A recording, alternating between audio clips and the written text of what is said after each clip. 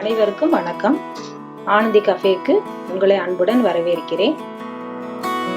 இன்னைக்கு நம்ம ரொம்பவும் ஹெல்த்தியான சத்து மாவு எப்படி தயார் பண்ணலான்னு பார்க்க போகிறோம்.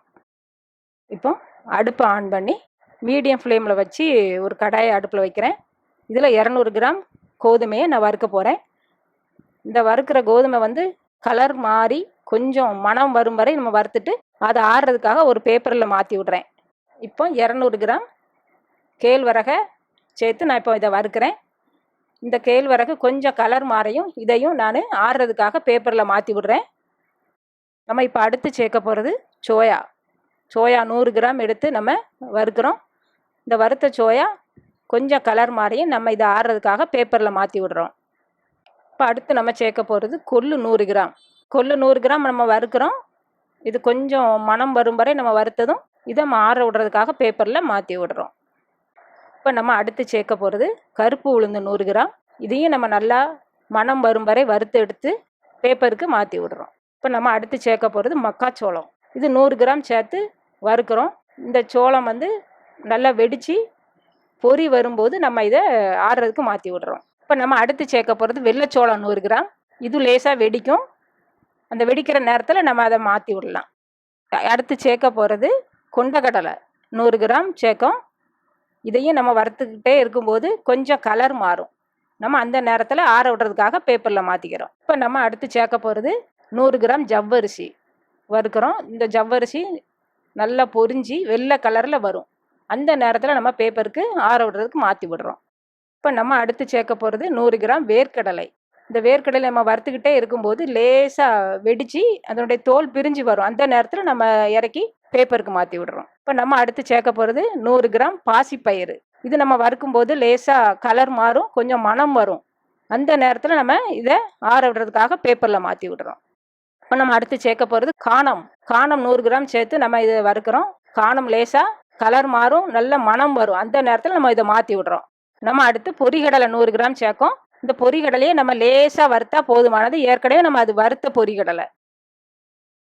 அடுத்து சேர்க்க போகிறது நம்ம எள்ளு 100 கிராம் சேர்க்கும். கூடுமான வரைக்கும் எள்ளு ப்ரௌன் எள்ளு வாங்குங்க, அதுவே நல்லது. இந்த எள்ளு நல்லா வறுத்துக்கிட்டு இருக்கும்போது வெடிக்கும்.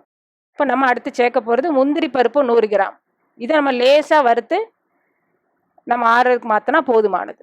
50 எண்ணிக்கை உள்ள பாதாம் பருப்பை நான் இதில் சேர்த்து வறுத்துக்கிட்டு இருக்கேன். இந்த பாதாம் பருப்பை நம்ம லேசாக வறுத்தா போதுமானது. இப்போ நம்ம அடுப்பை ஆஃப் பண்ணி விட்டுட்டு 3 பீஸு சுக்கு எடுத்துருக்கோம். இதை நல்லா தட்டி போட்டுக்கிறோம். 1 டேபிள் ஸ்பூன் ஓமம், 1 டேபிள் ஸ்பூன் மிளகு,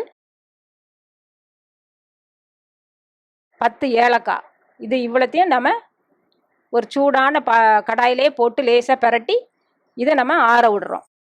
இப்போ எனக்கு கம்பில் லேசாக உமி இருந்ததுனால அதை நான் லேசாக உரலில் குத்தி உமியை எடுத்துட்டு நான் ஒரு 200 கிராம் எடுத்து வறுக்கிறேன். இந்த வறுத்த கம்பு லேசாக மணம் வரும், பொறி வெடிக்கும். அந்த நேரத்தில் நம்ம மாற்றி விட்டுருதோம். இப்போ நம்ம அடுத்து திணை 100 கிராம் சேர்த்து வறுக்கிறோம். இதையும் நம்ம வறுத்ததும் ஆற விடுறதுக்காக மாற்றி விடுறோம்.